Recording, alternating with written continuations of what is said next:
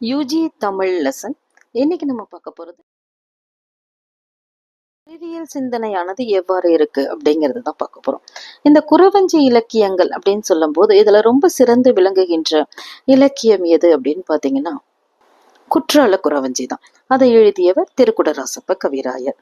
அவர் அவருடைய பாடல்ல அவர் சொல்லுகின்ற கருத்துக்கள் மூலமா அந்த கால மக்களுடைய அந்த மருத்துவ அறிவு என்பது எவ்வாறு இருந்தது அப்படிங்கிறத நம்மளால தெரிஞ்சுக்க முடியுது. அதுல இருக்கின்ற பாடல் என்ன அப்படின்னு பாத்தீங்கன்னா, காணவர்கள் விழி எறிந்து வானவரை அழைப்பர், கமன சித்தர் வந்து வந்து காய சித்தி விளைப்பர். இந்த பாடலுடைய பொருள் என்ன அப்படின்னு பார்க்கும்போது, வானத்தில் செல்லக்கூடிய சித்தர்கள் குற்றால மலையினுடைய வளத்தை பார்த்து அங்க அவர்கள் சித்து வேலைகளை செய்வதுடன் அவர்கள் பல வகையான மூலிகை செடிகளையும் அங்கு வளர்க்கின்றனர். இதை பார்த்து கானக மக்களானவர்கள் மகிழ்கின்றார்கள்.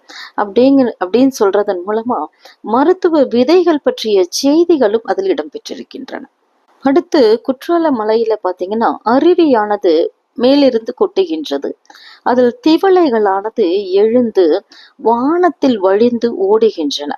இதனால சூரிய தேவனுடைய தேரானது இழுத்து செல்லுகின்ற அந்த குதிரையினுடைய கால்களும் தேர் சக்கரங்களும் வழுக்கி சறுக்குகின்றன என்ற குற்றால குறவஞ்சியில இயற்பியல் அறிவியல் நுட்பத்தையும் இது வெளிப்படுத்துகின்றது. விண்ணியல் அறிவை கூட நம்ம குற்றால குறவஞ்சி நூல்ல பார்க்க முடியுது. அண்டத்துல இருக்கின்ற பல்வேறு கோள்கள் பற்றிய செய்திகளையும் நம்ம பார்க்கலாம். அங்கு கோள்கள் சுற்றி வர்றதையும் ஒவ்வொரு கோளுக்கு இடையில பல்லாயிரக்கணக்கான மைல்கள் இடைவேளி இருக்கிறதையும் அந்த இடைவேளியில தான் வால் மீன்களும் எரி மீன்களையும் நாம் பார்க்கின்றோம் அப்படிங்கிறதையும் குற்றால குறவஞ்சியில திருக்குடராசப்ப கவிராயர் அழகா சொல்றாரு. அதே மாதிரி அவர் என்ன வரிகள் பயன்படுத்துறாரு அப்படின்னா, சாட்டையில்லா பம்பரம் போல ஆட்டுவிக்கும் குற்றாலத்து அன்னவார் என்று குறிப்பிடுகின்றார். அடுத்து திருவேங்கடம் மாலை இலக்கியத்துல அறிவியல் பற்றிய செய்திகளை நம்மால அறிய முடியுது. நீளம், அகலம், உயரம் என்று 3 அளவைகளோடு காலம் என்ற அளவையும் அறிவியல் முறைப்படி நிலைநாட்டுகின்றார் ஐன்ஸ்டீன் அவர்கள். ஆனால் 800 ஆண்டுகளுக்கு முன்பு வாழ்ந்த திவ்ய கவி பிள்ளை பெருமாள் ஐயங்கார் காலம் முதலான மூல சக்கரங்களுக்கெல்லாம் உள்சக்கரம் ஒன்று உள்ளது, அதுதான் உலகம் என்பதையும் கூறியிருக்கின்றார். இவ்வாறு குறவஞ்சி இலக்கியங்கள்ல பல்வேறு அறிவியல் சிந்தனைகளை நம்மால் காண முடிகின்றது. அப்படி என்னென்ன அறிவியல் சிந்தனைகள்லாம் பார்த்தோம் அப்படின்னா, இதுல இருக்கின்ற மருத்துவ அறிவு என்ன, அவர்களுடைய விண்ணியல் அறிவு என்ன, அவர்கள் காலத்தை பற்றி எப்படியெல்லாம் கணித்து வைத்திருக்கின்றனர் அப்படிங்கிறதெல்லாம் நம்மளால அறிய முடிஞ்சது. அடுத்ததா பாத்தீங்கன்னா, கோவை இலக்கியங்களில் இருக்கின்ற அறிவியல் சிந்தனை என்ன அப்படிங்கிறது தான். கோவை என்றால் வரிசை, வரிசையாக கோக்கப்பட்டது என்று பொருள். கோவை என்பது தமிழ் இலக்கியத்தில் உள்ள சிற்றிலக்கிய வகை. இது கட்டளை கலித்துறை யாப்பில் 400 பாடல்களால் செய்யப்படுகின்றது. கோவை இலக்கியங்கள் ஐந்திணை கோவை என்றும் அகப்பொருட்கோவை என்றும் அழைக்கப்படுகின்றன. இந்த கோவை இலக்கியங்கள்ல ரொம்ப சிறந்தது எது அப்படின்னு பாத்தீங்கன்னா ஆசார கோவை தான். அது உணவு உண்ணுகின்ற முறையை பற்றி நமக்கு சொல்றது.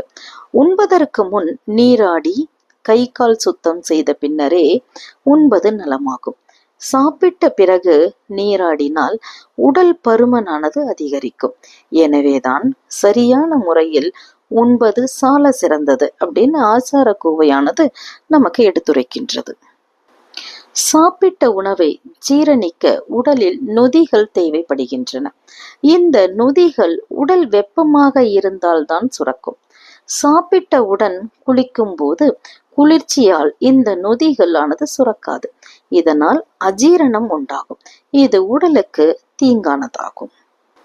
கோவை இலக்கியங்கள்ல மிக சிறந்ததா இருக்கிறது ஆசாரக்கோவை. ஆசாரக்கோவை கூறுகின்ற வாழ்வியல் அறம் மற்றும் வாழ்வைக்குரிய நல்ல பழக்க வழக்கங்களை நாமும் பின்பற்றினோம் அப்படின்னா வீடு, தெரு, ஊர், நாடு எல்லாம் சுத்தமா இருக்கிறதோட ஆரோக்கியமா நம்மளால வாழ முடியும் அப்படிங்கிறத நம்மளால அறிந்து கொள்ள முடிகின்றது. இதுவரை நாம் குறவஞ்சி இலக்கியங்களில் இருக்கின்ற அறிவியல் சிந்தனை, கோவை இலக்கியங்களில் இருக்கின்ற அறிவியல் சிந்தனை என்பதை பார்த்தோம். நன்றி.